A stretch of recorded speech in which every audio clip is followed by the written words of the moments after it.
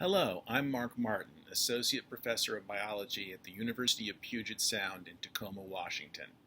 In the fall semester, I teach a course for first-year students. These are writing seminars designed to help students learn how to involve themselves in the academic community, how to read closely, how to write essays, and how to write a term paper, do group work. And I decided to make my course revolve around the concept of symbiosis and parasitism, since there are relatively few biology-based first-year seminars. And as part of this class, it's my pleasure to invite some fairly famous people to come and talk to my class via Skype or YouTube about their work. And today, it's my pleasure to introduce Dr. Patrick Schloss of the University of Michigan. Now, the way that this works is as follows. Dr. Schloss was able to give me a paper that recently came out from his laboratory about the human microbiome and human obesity. So I took that paper, I took some summaries of it that I found in the media, cobbled them together, handed that packet to my students. And then what I had them do is come up with questions to ask Dr. Schloss. Then I sent those questions to him. And today, on the 21st of October in 2016, Pat Schloss decides to televisit my class and discuss things with them. This is a wonderful opportunity for the students and for me personally. I hope you enjoy it. Questions, and we're all extremely grateful, Professor Schloss, for being here. So a hand of applause, please, folks. It's a big deal. So now I'm going to turn the camera around, and you all are on stage. I guess it goes this way. Watch me break it. You know that's going to happen. There you go. Hey there. So can you all hear me okay there? Yeah. Thumbs up. You can hear me? Okay, great. Well, I'm tickled to be with you all, and I guess I'm always excited to talk to people about the microbiome and microbiology and microbial ecology. And so it's great to be able to share some of our experiences and our journey. So I actually got a little bit about me, that I got all my training as a biological engineer studying compost, which probably many of you have a compost pile at your apartment or at your dorm or back home. Has anyone ever composted before? Yeah? Right. So that's basically what's happening in your gut. And so people say, wow, you went from compost to gut microbiome. That seems like a really big leap. But in reality, what we're looking at is degradation of biological material, right? And so I tend to think of things in a pretty quantitative way because I'm an engineer by training. But we also really geek out about interesting biological questions and biological problems. And so that's kind of a unique perspective we have in studying the microbiome. So as we go along, if you want to yell at me to answer a different question or go in a different direction, that's cool. I don't know if Professor Martin has this saying, knows this saying, but I'm a professor, and you know I'm a professor because if you pull the string in my back, I'll just talk for 50 minutes. So feel free to interrupt me if you have a question as we go along. So I thought, looking at the questions, I'd start with the questions asked by Lucas and Arisa. I'm sorry if I'm mispronouncing that. And so Lucas's question is my favorite question in the whole world, which is, why can people have different microbes and still be considered healthy? What constitutes an unhealthy gut? Also, is it possible for obese people to get certain microbes as a dietary supplement? So I'm going to focus on those first two questions that he had. And Arisa kind of had similar questions about, is there a way to find out if microbe species are healthy in individuals? And perhaps ways to weed out microbes that might make us sick. Okay? And so one of the things that just really gets me excited about microbiology and microbiome work is that it seems like there's maybe 15 to 20 of you in that room. And if you were to get a sample from everybody in there, that you would all have very different microbiota. Unless any of you are siblings to each other or roommates, you're unlikely to share many of the bacteria in your gut. Yet, as many of you as I can see, you all look pretty healthy. So I would say you're healthy, right? Yet you all have very different gut microbiota. And so that's one of the things that gets me really excited, because I want to know why that is. Why can we be so different yet be otherwise healthy? And there's a sense, I think, in biology that, or in kind of in our society, that sameness means healthy or normal, right? That there's a normal microbiome, that if you don't have this microbiome, you're not normal or you're sick, right? And so what's really cool to me is that, again, you can have all this difference between who you are and still be healthy. And one way of thinking about it is that you could go out into a forest there in Tacoma, a forest here in Michigan, a forest down in Brazil. They're all forests. They probably have different species compositions, but they're all healthy. They're all doing what they're supposed to be doing, right? And so I think the same is true of our gut. And so one of the questions I have is, again, how can they be so different yet do the same types of things? And one of the reasons I think that's the way it is because bacteria are really good at sharing functions. That through things like convergent evolution and horizontal gene transfer, that a lot of the functions get spread around these cells pretty easily. Right? So, you probably have football players on campus. Well, we have football players on campus, right? They're different people, perhaps different histories, but they kind of fill that function of being a football player or professor or whatever, right? And so I suspect that what we will find if we look at, say, at the metabolic level of what types of compounds are the bacteria producing or what types of compounds are the bacteria consuming, is that they're doing the same functions even though the names or the types of bacteria differ. And again, this is one of the big questions that's out there that's really mind-boggling. And when I talk to my friends who study the human genome, that even though we think we look different, our human genomes are pretty similar, right? We all more or less have the same genes. But if you look at the microbial level, we're all really different. And so that disconnect is really confusing. And I guess I don't have good answers of what is a healthy microbiome, except that it can be very diverse. There are certainly situations of what you might think of as an unhealthy microbiome. And so you've all heard of E. coli, I assume, or different types of proteobacteria. And so these are organisms that if you were to say go to Bangladesh and look at kids with diarrhea, they would have large amounts of these proteobacteria. And that's not normal, right? And so there are very severe cases where we look at someone's microbiota and we say, that's not good, right? And so one of the things that we kind of get into in some of the other questions, and the paper you all looked at, was trying to identify what are the organisms that are markers of health or disease in these different situations. And so we've looked at this with things like colon cancer, and are there microorganisms that are associated with colon cancer? And in the paper that I sent to Professor Martin was looking at obesity. Are there bacteria that are associated with being obese or being lean?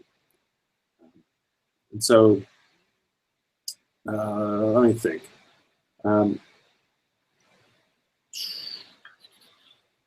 Let's make sure I answer those questions. So anyone have a follow-up question on that question of health or normal? Yeah, if anyone wants to say anything else about what you just heard, please feel free. You're under the watchful eye of YouTube. All right. Lucas, raise your hand. That's Lucas. So Alyssa is right over here. I saw a hand. Okay, so once again, Lucas. Someone have a question? Oh no, they asked the question. I wanted you to see who they were. They were the ones who asked your questions. Oh, okay. Very good. Great. So the paper I sent you was titled "Looking for a Signal in the Noise: Revisiting Obesity and the Microbiome." And one of the a little bit of the history about this, and I think as I was looking through the questions, I forget who it was that, Emerson asked, what made us decide to go back and look at the data? And were the results surprising or expected? And what would future work look like? So, so I have a great person in my lab named Mark. He actually went to school at the University of British Columbia, just a little bit up the road from you all, I think.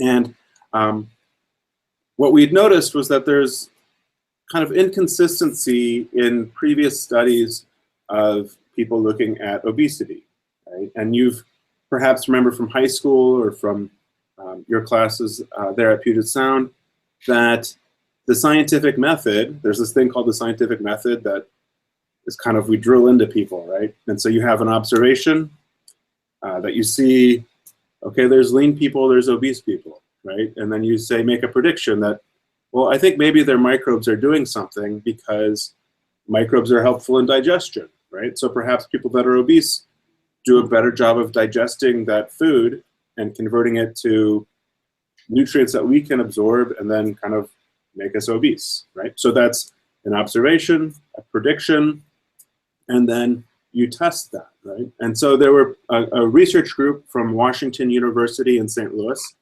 led by a professor named Jeffrey Gordon, not the race car driver, different guy. And they looked at a set of women in Missouri that were twins along with their mothers. And what they found was that when they looked at it, that they saw certain ratios or certain trends in the microbes they looked at when they looked at lean and obese individuals. And so they said things like, well, in obese individuals, the diversity of the community is lower than in lean individuals. And they made some other observations. Okay, so they kind of, if you will, they planted a flag and they said, we had an observation about the world around us, we made a prediction, designed an experiment, did it, and tested their hypothesis. Okay? So that's not where science ends, right? So science is an iterative process. We kind of do things over and over again, sometimes a little bit differently, sometimes the same way. And so over the years since then, that was published in probably, I want to say like 2004, 2002, maybe 2004. A number of other big studies have come along where they've looked at lean and obese individuals. And they've asked the same questions that, that Jeffrey Gordon's group also looked at.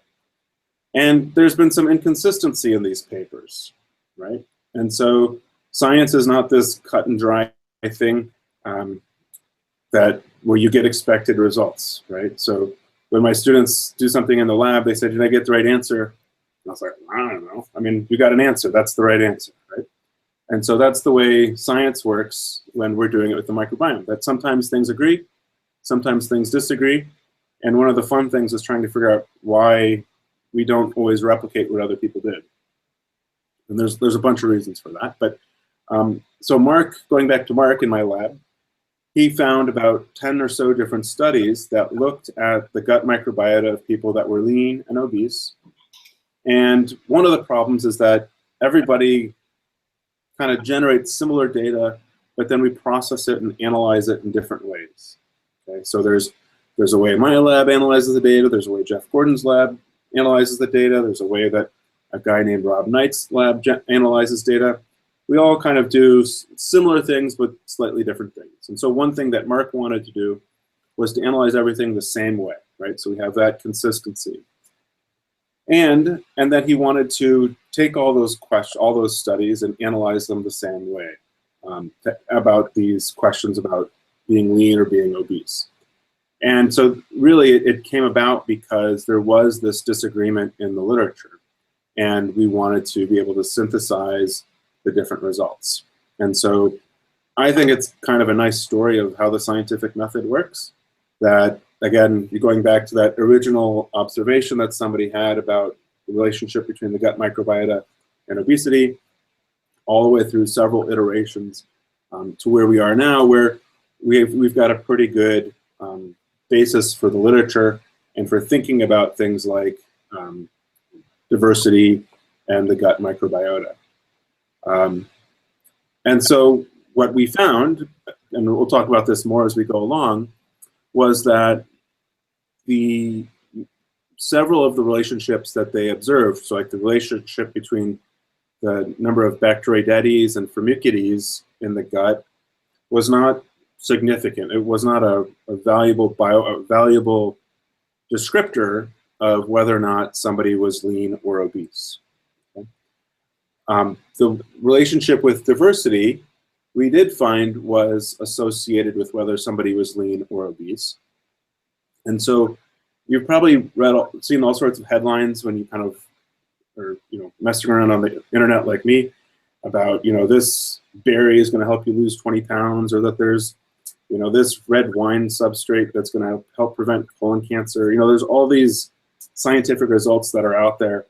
And sometimes we try the experiment again and, well, maybe that wasn't so helpful, right? And so the same's true with the microbiome, that we need to replicate these studies like we've done in this obesity study to figure out where things are. And sometimes things are statistically significant, that they're different, right? But then when you say, well, how different are they? Then you kind of say, meh, who cares, right? So, you might say that, what would be an example? So like I love ice cream, right? Tons of ice cream. And if you were to tell me that if I stopped eating ice cream, I would, there's a statistically significant benefit that I would gain 5 minutes of life by stopping eating ice cream, right? This is all made up. I would say, well, the 5 minutes isn't a big deal, right? Like that might be statistically significant, but big whoop, right? So what we found with diversity and obesity is kind of the same thing, that we saw a significant difference in diversity, that obese individuals had a less diverse microbiome than lean people, but the difference was really small, to the point where we'd say, again, who cares? It's not that valuable of a predictor of whether or not somebody's obese or lean. And that was actually kind of surprising, because diversity is one of these parameters that people like to talk about a lot as being an indicator of how healthy a community is. And so diversity, if you think about, if you think about the classes that you have to take in your curriculum, they make you take a lot of different things, right? And some of the things you're like, why do I have to take this, right? So like, I was a scientist and they wanted me to take psychology and sociology and history and all these things. I was like, why do I care about this? I want to learn chemistry and biology and math, right? I want to really focus. But that diversity in the coursework helps make me hopefully more intelligent or easier to talk to with people, right? Or more empathetic. And so we oftentimes think the same is true in ecology, right? Where we want to think about diversity of bacteria, or diversity of plant life in a forest, or animals, or diversity of fish in a water area. And so there's a lot of emphasis placed on diversity and the importance of diversity. And so it was a surprise to hear or to learn from our analysis that diversity wasn't so important in predicting whether or not somebody was lean or obese. I don't really know what to make of that, except that there's probably a lot of diversity in the gut, whether or not you're lean or obese, right? And so it might be that there's just so much diversity already that the things just really aren't changing very much. And so that was kind of interesting. One of the other things that people have done, as again part of the scientific method, is that there are follow-up questions, right? Like, what would future work look like? And some of the work that helped formulate this hypothesis that Jeff Gordon's group had and others people have going forward came from experiments using mice. And so you could imagine that there might be a whole bunch of experiments you'd like to do on your arch enemies, say, to see if you could make them obese or lean by perhaps manipulating their microbiota, right? And so But of course, you can't do those or shouldn't do those because they're unethical. And so one of the tools that researchers have is that we have mice that are genetically programmed to be obese. And so you look at these mice and they're just ginormous, whereas a normal mouse is going to be really small, right? And so I can't make a genetically obese human, right? And I certainly can't make dozens of them to study, but we can do that in the lab. And one of the things people find is that when we look at genetically obese mice and genetically lean mice, they have different gut microbiota. So that's an interesting result because, again, it points to something about the microbiota shaping obesity status. The other thing that people have done, this is a really wild experiment, is that we can grow mice to be germ-free. And so that means they have no bacteria in them. I don't know if you've ever heard of like the boy in the bubble. Well, there are mice that we rear in bubbles where there are no bacteria in them. The mice are born with no bacteria. They're, we say, azenic or gnotobiotic. And what people have done then is to take the microbiota from different people or different other animals and then put those into the germ-free mice. And what we see then is that different types of communities going into those germ-free mice can affect how much weight they gain. Another cool result with mice that was done by work done by Martin Blaser, who's a physician scientist at New York University, a really nice guy, was to treat mice with antibiotics. And so one of the, has anyone lived on a farm before? No? Raised animals? Heather lives on a farm. I did. So one of the big controversies you may have heard of is antibiotic usage in livestock production.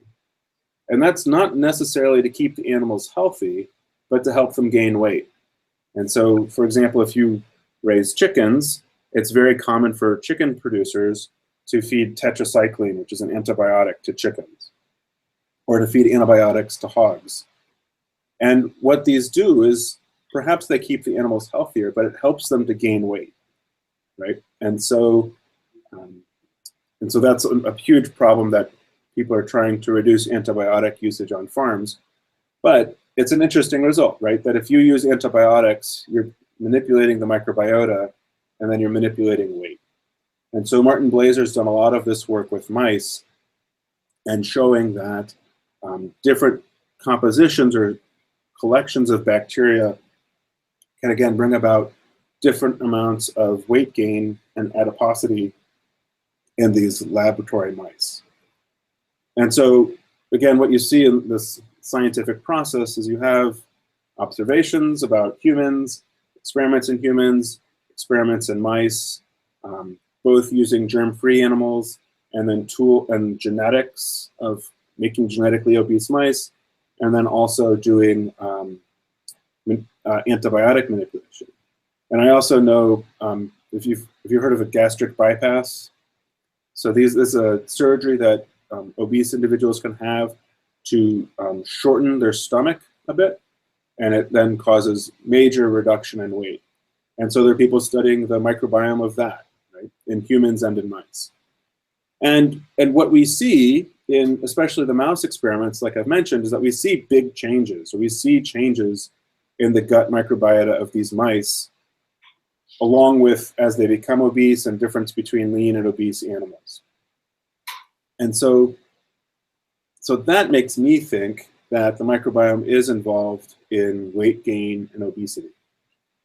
So the surprising thing, though, is, if you've hopefully read the paper we sent out, was that we can't see that signature in humans, right? And so that is surprising, I'd say, because we know from these really well-controlled mouse experiments that manipulating the gut microbiota will manipulate weight. Yet we don't see that in humans. And so that's, like I said, really surprising and causes me to think about, what does that mean? And to me, that makes me go back to that original question of, what is a healthy microbiome? and what is a disease microbiome. And again, if you think about, like I said, everyone in that room has a different microbiota, that each of us perhaps could have a different type of obese microbiota, right? That we are each personalized to our microbiota, and that there might be just so much noise or so much variation in humans that we can't see it, right? That we can't do the really well-controlled experiment like we can with mice. And so that was surprising that we could see this signal in mice, but not in humans. So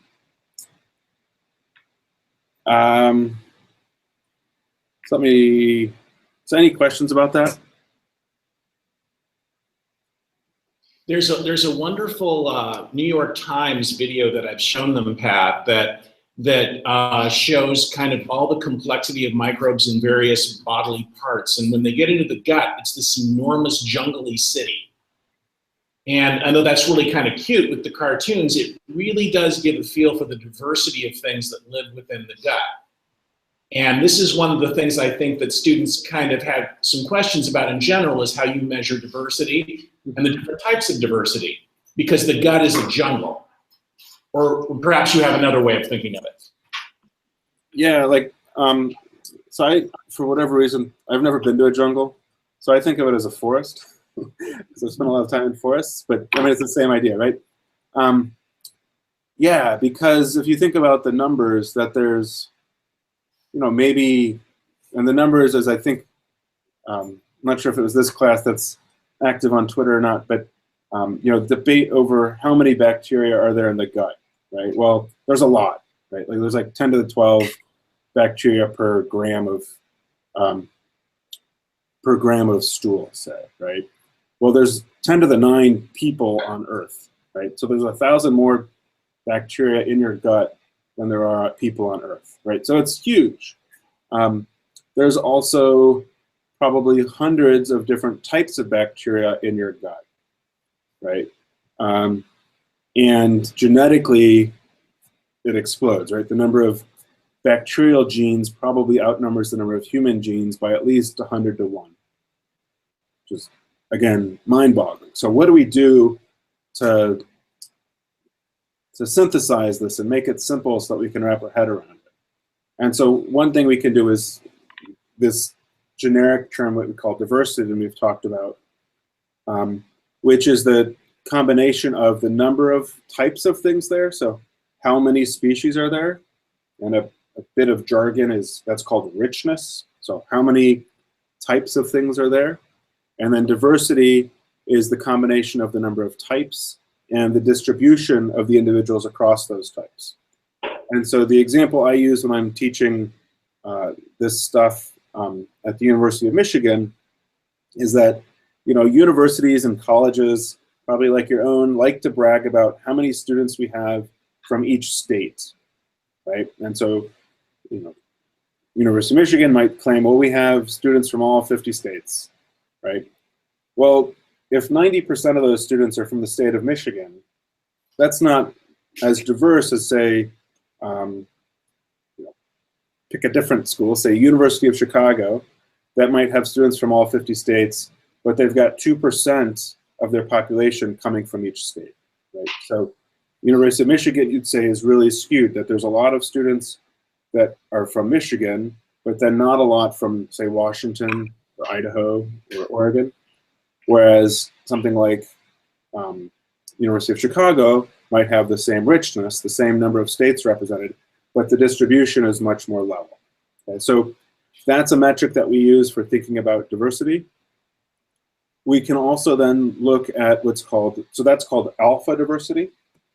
And then we also think about what's called beta diversity. And so that's saying, well, okay, you have, say, 50 states represented at your school, we have 50 states represented at our school. That doesn't mean they're the same community, because we might have different distributions of those, of students from those states. Okay? Or you might say that we've got, 20 different countries represented in our schools. But if those are 20 different countries represented, then there might not be any overlap between the communities, even though our richness and our alpha diversity might be the same. And so again, you can think about, how does this relate to bacteria? Well, the names of the bacteria in our guts might be quite a bit different, right? You might have a bacterium called Bacteroides theta iota micron, and I might have a bacterium called Bacteroides inners, right? And so they might perhaps be doing the same thing, but because they're different species and different abundances, our overall communities are going to look quite a bit different. Right? And so that's a concept called beta diversity, and looking at the overlap between the types of organisms that are there, as well as their abundances. And so what we find when we look at people that are obese, really most diseases, so say things like colon cancer or Crohn's disease, is that it's really hard actually to see differences in the microbiomes at that broad community scale, right? So you might look at your forest and at my forest and say, well, they're pretty similar. But if you start looking at like the fine details, then you would start to see differences. And so that's what we spend a lot of time doing, is kind of drilling into those fine details and saying, well, how many squirrels do you have and how many squirrels do we have, right? But we don't care about squirrels. We're looking at things like Bacteroides and Lactospiraceae and Ruminococcus and E. coli and these different types of organisms. And so the paper you read, one of the approaches that we have is what's called random forest. And so if you've ever taken like a botany class or a plant science class, you've probably had to go out and identify trees, right? And so if you have to identify a tree, then you would say, well, does it lose its leaves, or does it have needles, or what does the leaf look like? What does the bark look like? There's all these questions, right? And so basically what the random forest model does, that random forest approach, is it creates those questions. So it'll say, do you have Ruminococcus? Do you have Bacteroides? Do you have Fusobacterium? And depending on the answers to all these questions, it then tries to classify the type of microbiome you have, right? So just like you might use that, what's called a taxonomic key to classify a tree, we're creating a taxonomic key to classify microbiomes as either being from people that are lean or people that are obese. And so the other way I think about this is like a spam filter, right? So if you get an email and it says Nigerian princess, $1 million, that's spam, right? If it's your mom and dad and they want to send you $50, hopefully that's not spam, right? Like that's a good Friday. So again, we're trying to do that with the microbiome and trying to figure out what are the questions that allow us to classify samples as being lean or obese, healthy or sick. And then if we know those organisms, then we can perhaps delve deeper into their biology. And one of the amazing things that came out of the obesity story was that we couldn't classify people, right? And so we couldn't, or I would take one data set from, say, Jeff Gordon's subjects in Missouri, and they would come up with a set of questions that we would use to classify people. If we use that set of questions on, say, a set of people from Michigan, it wouldn't work. You may as well flip a coin to determine whether or not they're obese based on their microbiome. And so that, again, told us that there's really no signatures in the communities. We have done this with colon cancer and found that with colon cancer, we can classify people based on their microbiome.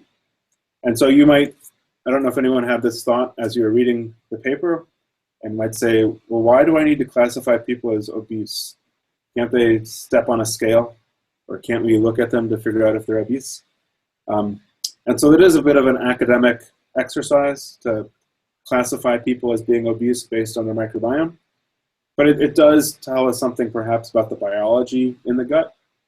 But another application, as mentioned, is for colon cancer, that you all are probably too young to have ever had a colonoscopy, but perhaps you have relatives that have or know people that have. But it's kind of an invasive procedure, and that people don't really want to do. That's the word, invasive, yeah. And so the goal of some of that work would be that, well, if I could get a stool sample from somebody, I could then sequence it and then run it through my classifier and predict whether or not somebody's obese. And so that's some of the work we've done. And it's not as good as a colonoscopy, but it's pretty good. And hopefully with time we'll be able to improve. And again, that's a product of looking at these different metrics of diversity and composition of the community. Pat, can I ask a quick question? Sure, please. So one of the things that I think is boggling about this is that people collect these samples and then they ship them to people who then analyze them. And I saw on Twitter the issue of blooms. And by blooming, folks, what that means is that in the process of shipment, you get some bacteria that continue to grow. And so they will bias the results that you get. And this is one of the things that's concerned me quite a bit in microbiome studies. So how do you avoid that kind of thing in your own analysis, Pat? Yeah, so that's a big problem, because we think that just because a stool sample came out of the person that it's inert and it's not growing, but it's certainly continuing to grow, right? And so what we've done at this point is that what we'll do is if you're in my study, I will give you a cooler, like a styrofoam cooler with a bunch of ice packs, and I will tell you that you have your stool sample, put it in there on the ice pack, right? And so it'll be cold and hopefully less active than if you were to leave it at room temperature. We'd like to get people to put them in their freezers so that we can then come and collect them, but not everyone's weird like me, and most people don't want to put poop in their freezer. I'm weird, I guess. I don't mind it. But so that's one approach. Another approach is that there are preservatives that you can put a stool sample into, and that does a pretty good job of killing the bacteria. And some of these preservatives are full of alcohol, and so the alcohol gets into the cells and stops them from growing. Another approach is to kind of understand the bias and say, we know that if somebody ships this to us or leaves it out in their dorm room at 70 degrees Fahrenheit, that these bacteria are going to be pretty likely to grow. And so we'll subtract those out. That's not really appealing to me. I think the preservative approach is really nice, as is the freezing approach. One of the problems with freezing and preservatives is that if you want to do other things with the samples, you might be limited, right? So if I want to look at the metabolites in a stool sample, but it's sitting in a preservative, then I'm going to have to look at those preservatives when I look at the other metabolites in the stool sample. Or if I want to grow the bacteria, but they're in a preservative that kills the bacteria, then I'm kind of hosed, right? So I think another thing about science is that we approach science as if science can give us all the answers, and that there's so much precision in science. And that's just not true. There's biases everywhere we go and every step of the way. And so that starts with how we get our samples and how they're preserved and how they're taken care of by the researchers and the donors and all that. So we have about 12 minutes left before they need to start packing up. And so I wonder if there are a couple more student questions you'd like to address, or maybe if you'd care to, you would rather talk about some of the nostrums that are out there to kind of warn them off from the way it's being portrayed. I often talk about what I call angel and devil bacteria. We tend to think of bacteria as being evil or good, and of course they're neither. They're kind of meh. So your choice on what you'd like to do, Pat. Yeah, I think, so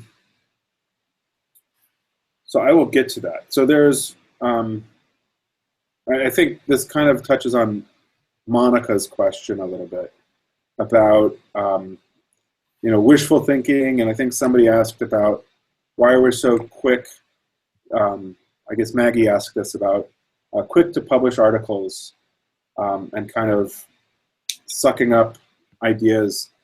And I think this is a really exciting area of research, and so it's exciting for you all who may not go into science, but your consumers, your people living out in the world.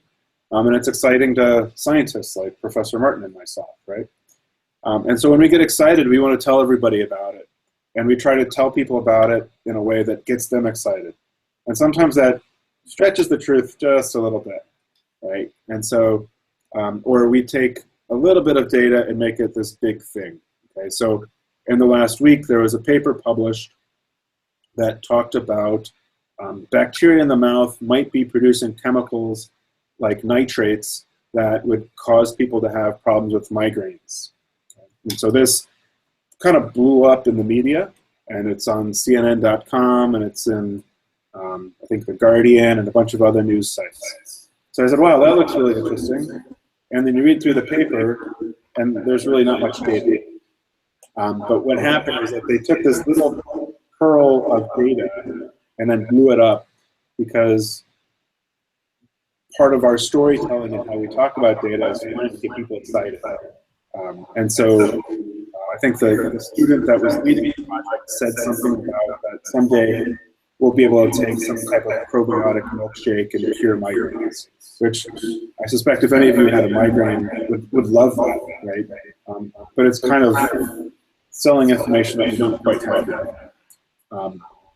And so there is a need to be cautious as scientists in how we talk about what we do, but also need for consumers to be very skeptical about how you consume your information, and that if things sound too good, like a pill to make you skinny, that'll affect your microbiome and make you skinny, like that's probably too good to be true.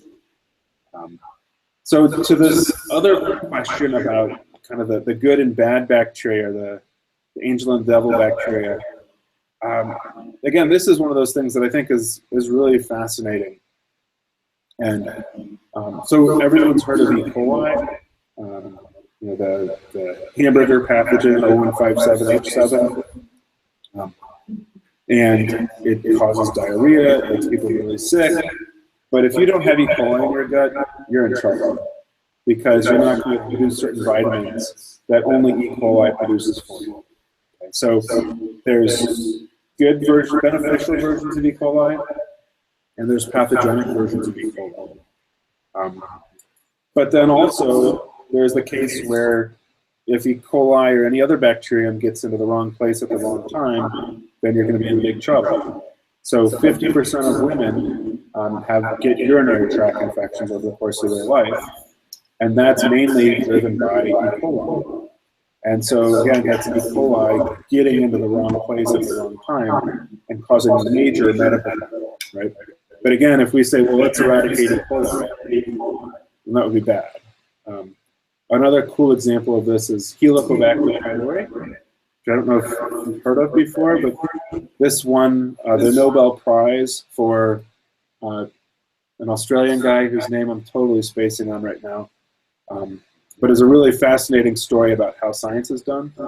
But they basically found that Helicobacter pylori causes stomach cancer. And so, and they won the Nobel Prize for that. Right? So you'd say, oh, Helicobacter pylori is bad, we've got to get rid of it.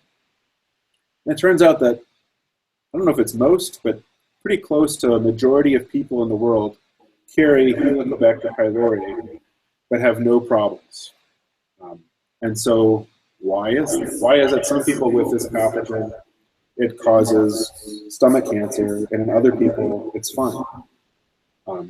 And I remember I mentioned this guy named Martin Glaser earlier, that he studied Helicobacter pylori a lot. And what he's found is that as we eradicated Helicobacter out of people So they might say, oh, you have Helicobacter pylori, we need to put you on these antibiotics to get rid of it.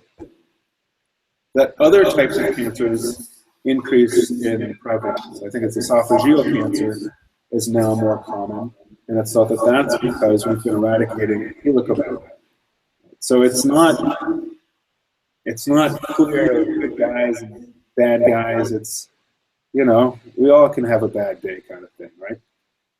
And so that's the balance and kind of the interesting thing. And my interest is really in ecology and understanding how bacteria interact with each other and their surroundings. And I think a lot of these questions about why is Helicobacter or E. coli good or bad in different situations is a really ecological question that you can really only understand if you're studying everything else that's going on there in the community.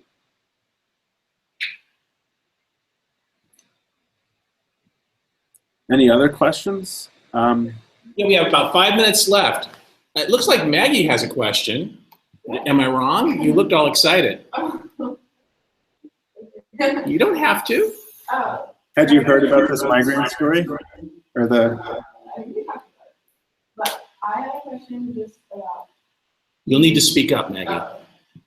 You said that the microbiota are not, you can't really, indicate whether someone has obesity or not, but, if someone already has obesity, are there ways through the microbiota to, treat obesity? What are the greatest ways? So, I don't know if did you hear that, Pat? No, I couldn't. Could you repeat it for me? I was just wondering, you said, you can't identify whether or not, or clearly identify whether or not someone has obesity through the microbiome. But are there treatments for the microbiome for obesity? Already? Yeah, so are there obesity treatments? So, yeah. Is that what you're asking? Obesity treatments that would affect the microbiome? Yeah, so I think we're always after a quick fix, but my understanding from talking to nutritionists here and people in gastroenterology is that the main treatment for obesity is to restrict calories, which is not a fancy microbiome-based result, right? So changing your diet is going to change your microbiota, perhaps, but I don't think you could go on antibiotics and then be cured. It may be that something like a gastric bypass changes the amount of acid in your gut, and that could then change the structure of your community, and that could have some involvement. But yeah, there's not really a simple silver bullet treatment. I think when people hear about headline, I think some of the headlines for stories that wrote about our paper were unfortunately kind of going down that direction. And sometimes it's hard to see right now what's going to happen down the road, but I think the easiest thing, although I know it's not easy because I have to have my bowl of ice cream every night, is to restrict your calories and exercise and do all the things that your grandparents probably told you should do, right? That's a struggle, but I think there are probably other diseases, like perhaps colon cancer, where we could begin to think about therapies that would manipulate the microbiota. I study a disease called Clostridium Difficile. So if you go on antibiotics and go into the hospital, you're at a really high risk of getting infected. And so one idea would be, can we design a therapy that you take when you're on antibiotics or coming off antibiotics to help you recover quicker so you don't get infected by C. difficile? And so since we're at the end of this hour, I'll gross you out if you haven't heard about this, that the main therapy for something like Clostridium difficile is to take feces from somebody else and to give it to you. And that has a 95% effectiveness rate at preventing C. difficile infection or recurrent infection. And so that always grosses people out. People always want to talk to me about that at dinner when I'm at a conference. I don't know why. But we don't understand why that's happening. And so one of the things we want to know is figure out, well, what is it about that fecal sample that's curing people from C. difficile. And so that's certainly down the road of thinking about these therapies where we can manipulate the community and then manipulate human health. So this is a really good example to kind of end on, because the issue of dealing with C. diff because of a fecal transplant does seem to work and is becoming more and more accepted. The problem is people look at that and decide they can do the same thing with other types of diseases based on what was just described. And it's turning into a minefield. One of the reasons I really wanted to have Professor Schloss come and tele-visit with you, essentially, is because he really is a Roman judge when it comes to data. He's pretty careful about that, and not everybody is. So I thought it would be a good experience. We're kind of at the end of our time, and we're really, really grateful to Professor Schloss. Let's give him a big round of applause. I'm really grateful. Thank you. Please take whatever cookies and brownies and boo chips you want, and I will start shutting down. Remember, on Monday, we're having John McCutcheon talking about lichens, so I hope you will like that particular discussion. You're very welcome. Oh, so thank you very much, Pat. My pleasure. Thank you. This is good. Okay. I'll send you an email in a little bit. Okay, great. Thanks, Mark. Thank you.